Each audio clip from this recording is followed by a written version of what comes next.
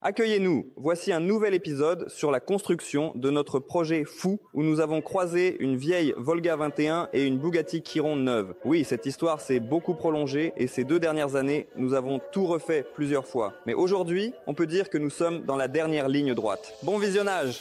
Dans l'épisode précédent, nous avons terminé la fabrication et l'installation des principaux éléments de carrosserie, les avons posés sur la voiture et montré le rendu brut. Tout va rester comme ça. Les proportions et la forme ne changeront plus, mais ce n'est que la moitié du succès. Il ne reste plus qu'à tout ajuster parfaitement et installer. Pour cela, il va falloir imaginer, fabriquer et installer un grand nombre de pièces que, de prime abord, personne ne remarquera. Mais si on ne les fait pas, la voiture aura l'air étrange et inachevée. C'est souvent là que réside la différence entre un bon projet et un mauvais tuning. L'attention aux détails. Comme on dit, le diable se cache dans les détails. C'est à cela que nous allons nous consacrer aujourd'hui.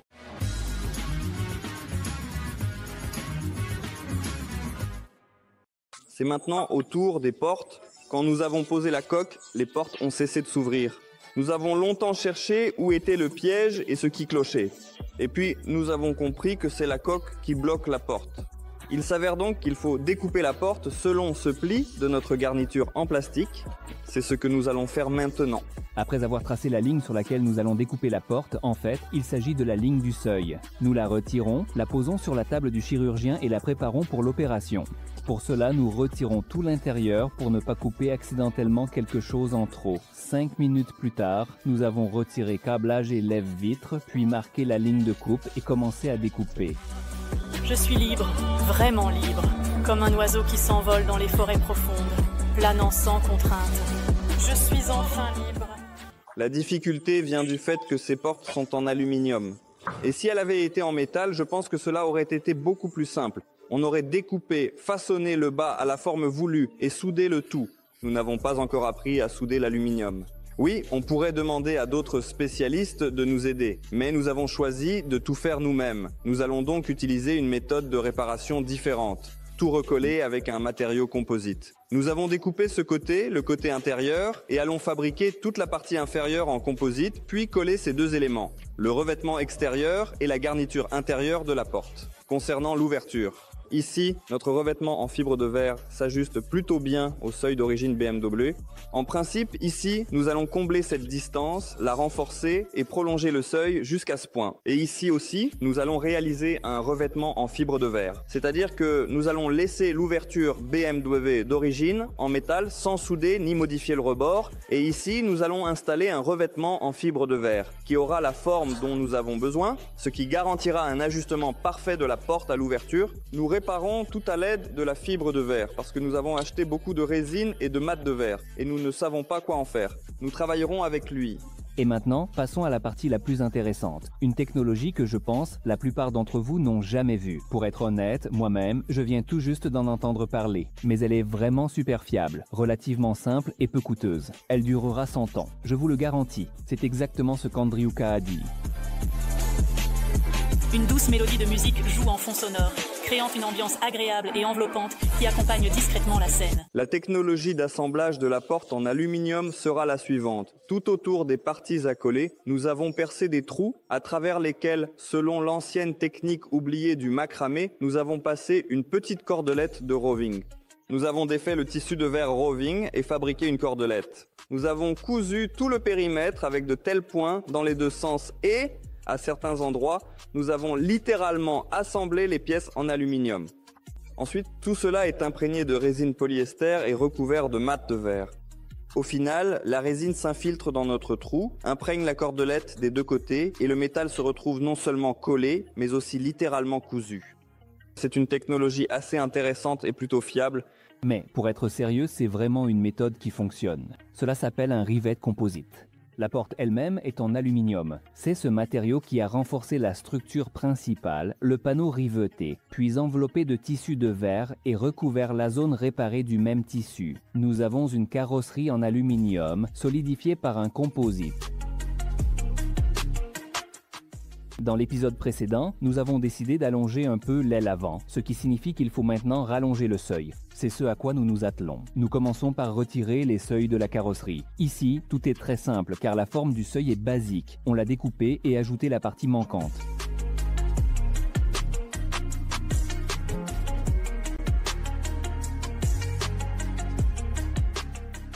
Ensuite, un nouvel essayage, un ajustement, encore et encore.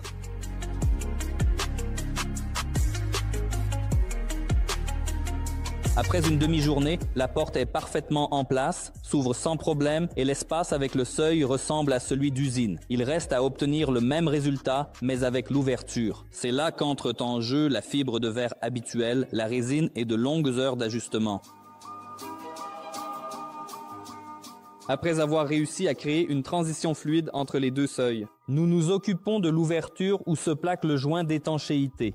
Je rappelle qu'à la base, nous avons une porte BMW d'origine à sa place, sur ses charnières et dans son ouverture d'origine. Cela signifie que nous garderons la serrure, le lève-vitre et le joint d'étanchéité d'origine. Comme vous vous en souvenez, nous avons découpé le bas de la porte, donc il a aussi fallu modifier la partie inférieure de l'ouverture. Au final, nous avons soudé des plaques métalliques épousant parfaitement la forme de la nouvelle porte. La principale difficulté était de faire en sorte que la jonction de notre seuil avec la carrosserie de la BMW soit la plus sobre possible, ressemblant à une finition d'usine, tout en gardant le seuil amovible. Pour cela, nous avons utilisé du ruban adhésif métallique pour créer une couche de séparation. Ensuite, il a fallu retirer la pièce sur place, l'ajuster, peaufiner la surface, réfléchir à la méthode d'assemblage et résoudre de nombreuses questions surgissant au fil du processus. Au final, pour mettre en œuvre cette solution, il a fallu tout refaire plusieurs fois et le travail a pris environ une semaine. Alors que dans la vidéo, cela ne prend que quelques minutes. Et c'est pratiquement la même chose pour chaque élément.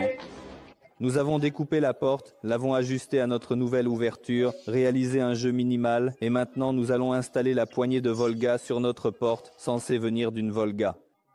Mais il y a énormément de subtilité. Elle a cette courbure particulière et elle était placée très haut sur le dessus. Nous n'aimons pas cette position, elle n'est pas harmonieuse.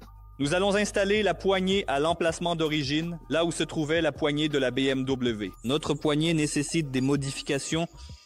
Tout d'abord, le principe d'ouverture est différent.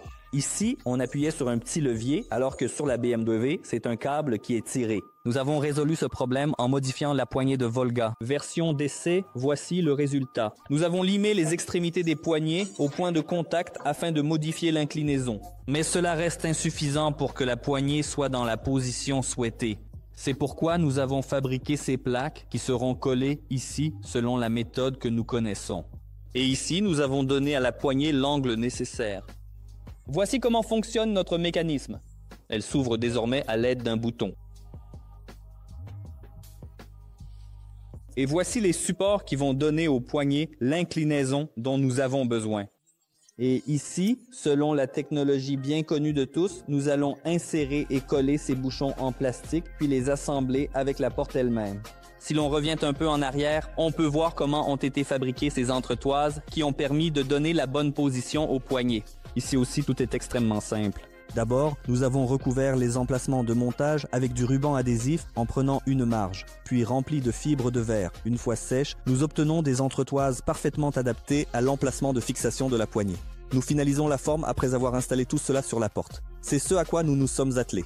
Nous avons placé les pièces préfabriquées à leur emplacement, puis soigneusement appliqué la fibre de verre des deux côtés sur la porte en aluminium. Ensuite, nous préparons toute la porte pour l'après. Un peu de patience. À la fin de l'épisode, on vous montrera à quoi cela ressemble. À la fin, nous éliminons toutes les imperfections à l'aide de l'enduit et la base est prête. Tout d'abord, nous ponçons soigneusement la surface afin d'amener la porte à la perfection. L'étape suivante consiste à dégraisser et à lisser les surfaces avec de l'enduit, sans oublier l'autre côté. Ensuite viennent de longues, très longues heures de finition pour Andrei, afin qu'après la peinture finale, il n'y ait ni affaissement ni reflet sur la porte. C'est vraiment difficile et cela prend du temps. Sans l'expérience nécessaire, il est compliqué de réussir cela. Heureusement, Andrei fait ce métier depuis toujours. Et au final, la surface est amenée à la perfection. Du moins, c'est ce qu'il nous assure. Heureusement, la fin du projet est déjà toute proche et nous pourrons le vérifier par nous-mêmes. L'élément suivant qui requiert notre attention, c'est la base sur laquelle est installé le pare-choc avant. À l'origine, il s'agit de cette pièce emboutie en acier. La trouver en bon état est pratiquement impossible. Mais même si nous parvenions à l'acheter, il nous faudrait l'ajuster à nos dimensions, qui diffèrent de l'original. C'est pourquoi nous avons décidé de fabriquer une alternative nous-mêmes. Dans l'épisode précédent, nous avons symboliquement posé le pare-choc pour vous donner une idée d'ensemble. Et à ce moment-là, la plateforme n'avait pas vraiment fière allure. Nous allons améliorer la situation. À propos de la fixation du pare-choc, J'ai conçu un support qui se visse sur les longerons. Nous avons découpé les longerons pour pouvoir installer la calandre. En dessous, cela se fixe ici avec un boulon. Ensuite, il longe le pare-choc comme ceci en épousant sa forme. Et le pare-choc lui-même est fixé avec ces deux boulons.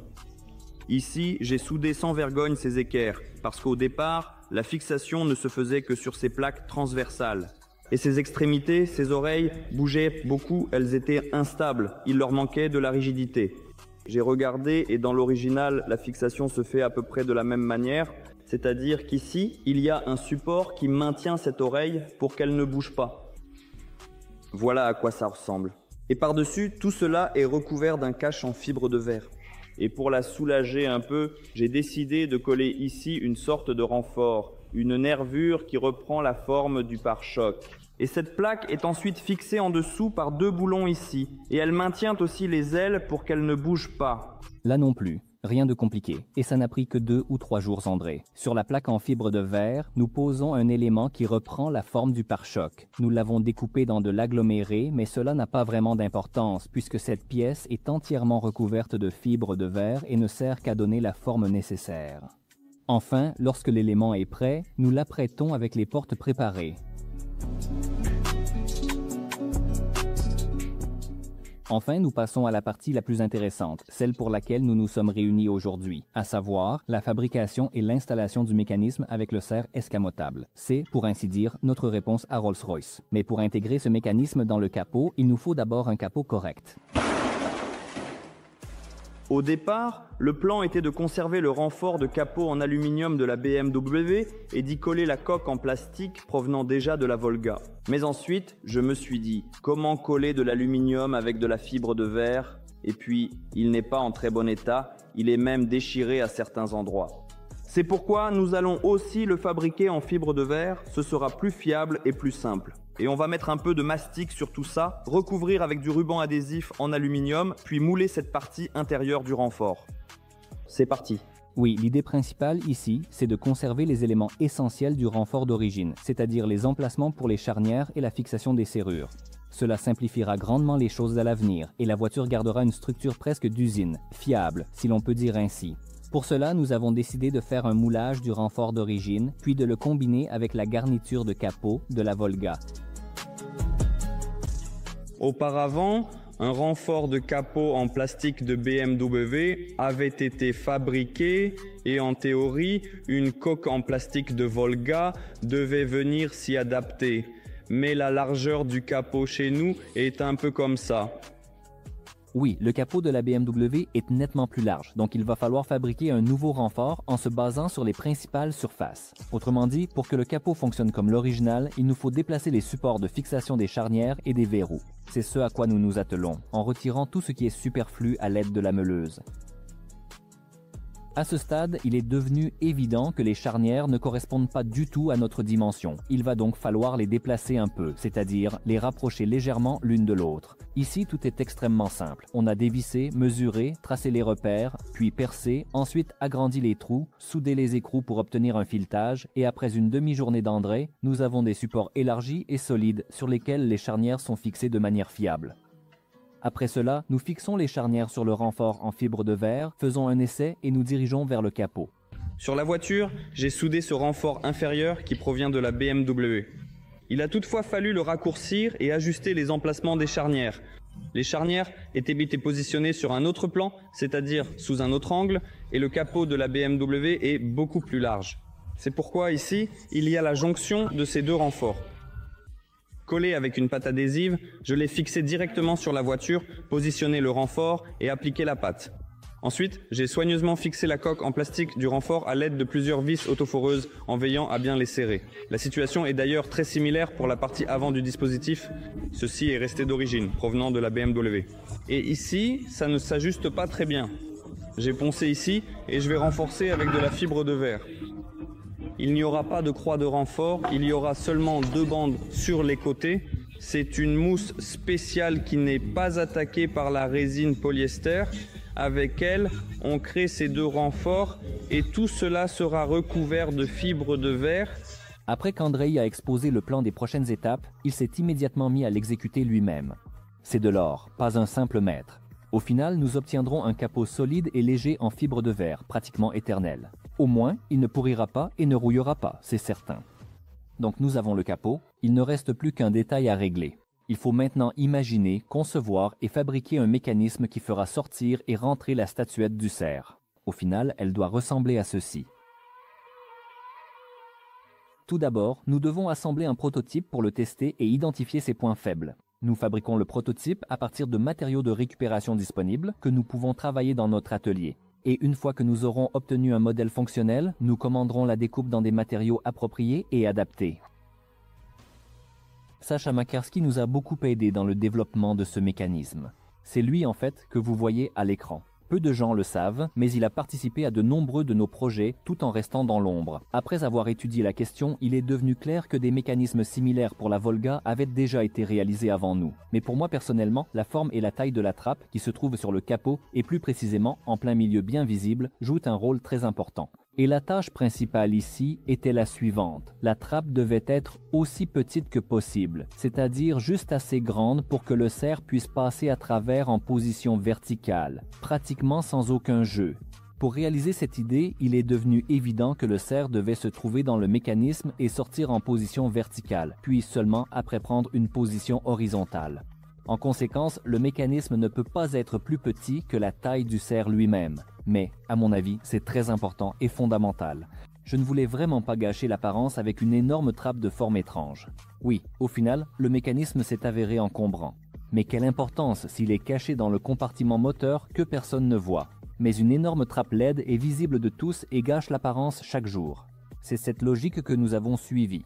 À l'heure actuelle, nous avons résolu pratiquement toutes les principales difficultés techniques. Le seul problème non résolu concerne les jantes.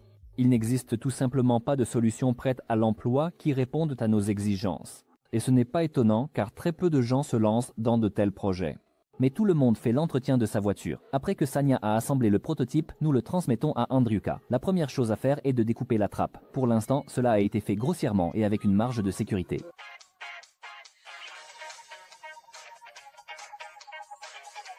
L'étape suivante consiste à fixer solidement le mécanisme sur la plateforme sous le capot. Actuellement, elle est réalisée de façon provisoire et avec une marge en fibre de verre. Lors de l'installation du mécanisme final modifié, nous allons également l'améliorer et la mettre en ordre. Mais pour l'instant, il nous faut obtenir un ajustement précis et des jeux corrects. Et nous traversons cet été. Maintenant, je travaille sur le support pour installer toute cette construction sous le capot. Je rappelle que, pour l'instant, nous avons encore un prototype en contreplaqué de tout le mécanisme. Il faut d'une manière ou d'une autre le fixer, l'attacher sous le capot et positionner précisément la trappe par laquelle le renne va sortir. Pour l'instant, tout cela est maintenu à l'aide de petites planches.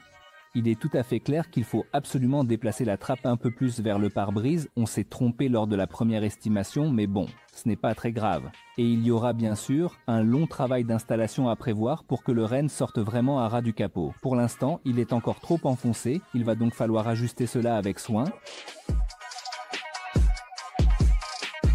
Bleu vif pour se démarquer. Finalement, la première version de la trappe ne nous a pas convenu. Nous l'avons recouvert de mat de verre et à cet endroit, nous découpons une nouvelle ouverture, après quoi nous affinons la forme. L'étape suivante consiste à fabriquer un cache qui reproduira parfaitement la forme de la trappe. Pour cela, nous collons du ruban adhésif sur l'envers, appliquons un agent de démoulage, puis nous recouvrons à nouveau cette niche de mat de verre. Mais cette fois, le mat de verre ne collera pas au capot, car nous avons appliqué l'agent de démoulage. Nous traversons cet été ensemble, toujours avec toi. Au final, après quelques heures, la résine a bien séché, et nous avons ainsi obtenu cette ébauche, qui correspond parfaitement à la forme, enfin presque. Nous continuons à nous battre avec notre mécanisme de nichoir d'où sort le coucou. Ainsi, nous avons fabriqué 2 trappes comme celle-ci, qui viendront couvrir notre ouverture dans le capot avec un petit jeu. 2 trappes parce que l'une d'elles sera simplement vide et restera fermée, tandis que sur la seconde, il y aura notre cerf. La difficulté, c'est que ces trappes sont placées très près l'une de l'autre. Nous avons conçu le mécanisme de façon à ce qu'il prenne le moins de place possible. C'est pourquoi tout est très serré ici. Mais il semble qu'à la deuxième tentative, j'ai réussi à concevoir une forme de trappe qui ne crée pas de conflit entre elles. Et maintenant, nous sommes en train de les positionner. Nous allons aussi devoir déplacer le cerf par rapport à la version initiale, car l'arrière semble toucher le capot lorsqu'on le ferme, ce qui pourrait éventuellement poser problème. Mais tout cela, nous ne le saurons vraiment, en réalité, qu'une fois le cerf effectivement fixé en place, de façon totalement définitive et irréversible. Et je rappelle que le mécanisme est encore un prototype, il est toujours en contreplaqué, et assez brut, donc il ne fonctionne pas parfaitement pour l'instant, il est un peu saccadé, nerveux.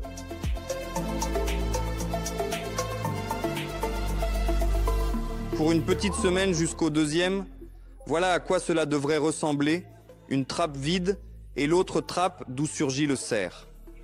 Et les trappes seront alignées avec le capot. Voilà, et c'est ainsi que cela se ferme. Il doit être à fleur, c'est-à-dire qu'il n'y a pas encore d'ajustement final, car tout est encore à l'état brut. Ensuite, nous avons passé une semaine à ajuster, peaufiner et refaire. Oui, il a fallu modifier un peu le mécanisme. Il ne s'agissait que de quelques millimètres, mais autrement, il était impossible d'obtenir le résultat escompté. Pour une petite semaine, pour quelques jours, peut-être jusqu'à environ le 2, je partirai à Skovorovo, tranquillement, par le train du dimanche, jusqu'à votre bout du monde. Les plongeurs cherchent des trésors, mais moi je n'ai pas besoin de trésors. Je veux juste que les navires ne coulent pas dans la mer Bleue. Pour une petite semaine jusqu'au 2, je partirai à Skovorovo.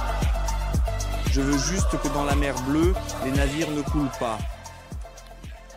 Oh, ça passe. Écoute, c'est pas mal.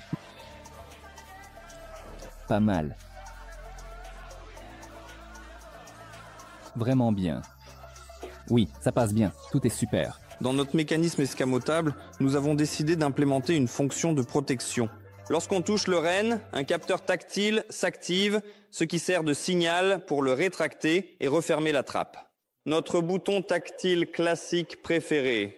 Le mécanisme est également équipé de fins de course pour les positions minimales et maximales qui couperont le mécanisme en temps voulu. Au final, cela fonctionnera ainsi. Le renne réagit au toucher et se rétracte immédiatement. À ce moment-là, l'enduit a déjà séché et nous finalisons les surfaces avant la peinture, ou plutôt même avant l'application de l'apprêt. Et sur l'apprêt, nous avons décidé d'appliquer une première couche de peinture rouge. Bien sûr, ce n'est pas la peinture finale. Cela se fait uniquement pour voir une alternative en termes de couleur. Et dans cet épisode, nous avons décidé d'essayer cette option. Je pense qu'il y aura des commentaires disant que c'est une perte de temps et d'argent. En partie, oui, mais en réalité, par rapport aux efforts et aux investissements consacrés à ce projet, c'est une goutte d'eau dans l'océan. De plus, de toute façon, nous appliquons un apprêt sur ces panneaux, ce qui signifie que la voiture est déjà protégée. Au final, les dépenses ne représentent qu'un demi-litre de peinture et 30 minutes du temps d'Andrei. Mais au final, nous voyons à quoi cela ressemble en vrai et nous prenons une décision pour la peinture finale. Et bien sûr, la série devient plus intéressante. Tout ça pour vous.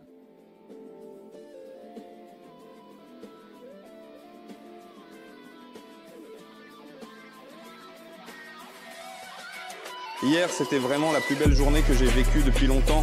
La nuit est tombée et je te conseille de ne pas sortir. Hé, je suis resté dehors jusqu'au lever du matin, profitant de chaque instant, mais maintenant, il est temps de prendre la route et de continuer mon chemin. Eh bien, il le faut, même si ce n'est pas facile de partir après une si belle expérience. Hier, c'était vraiment la plus belle journée. La nuit ne sort surtout pas. Hé, je suis resté là jusqu'au matin. Et pour nous aussi, il est temps. Lors de l'installation des phares la dernière fois, il y a un petit détail qui ne nous a pas plu. C'est que le phare est fixé à l'aide de ce genre de petit bol.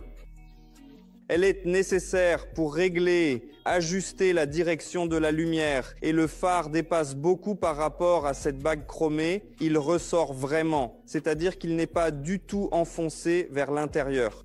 Eh bien, nous n'avons vraiment pas aimé ce moment, donc nous n'installerons pas cette casserole lors du montage d'aujourd'hui et ensuite nous trouverons quelque chose, une solution à ce problème pour que le réglage de la lumière reste toujours, mais pour que les phares soient réglables, mais juste effrontément vissés à l'aile pour qu'ils ne dépassent pas autant qu'avant. C'est comme ça que c'était et ça ne nous a vraiment pas plu. C'est pourquoi nous allons simplement les fixer solidement à l'aile. Bien sûr, ce n'est pas correct et c'est temporaire.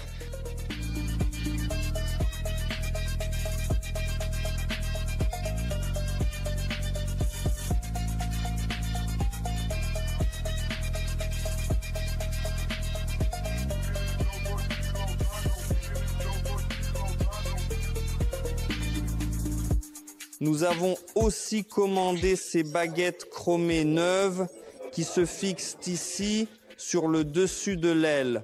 Nous n'avons pas encore décidé si elles resteront ici ou non, mais nous allons quand même les essayer.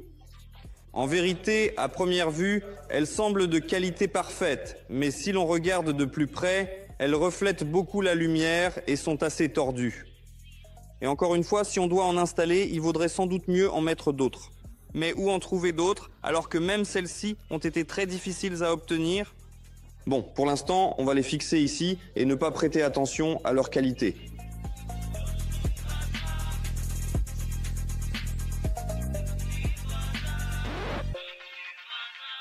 Pour l'instant, nous avons parfaitement ajusté le mécanisme et réglé tous les jeux. Bientôt, nous remplacerons la base en contreplaqué du mécanisme par une base métallique commandée chez un tourneur. À ce moment, nous graisserons tous les rails de guidage pour un fonctionnement fluide. Avec le contreplaqué, c'est difficile et on ne veut pas y passer du temps. Mais le principe de fonctionnement est clair.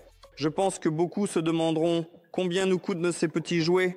Comme le veut la tradition, après la sortie de chaque épisode, nous publions un post sur notre chaîne Telegram où nous détaillons tous les chiffres, les difficultés et les points qui n'ont pas été inclus dans la série. Un tel post, avec le coût de développement du mécanisme, a déjà été publié sur notre chaîne Telegram. Je laisserai le lien dans la description. Merci à vous d'avoir regardé et que la hache vous porte bonheur. Commission de la Fédération des Fédérations. L'histoire de la magistrale des pierres du Clou règne à nouveau en maître. Sous-titres réalisés par Dima Torzok.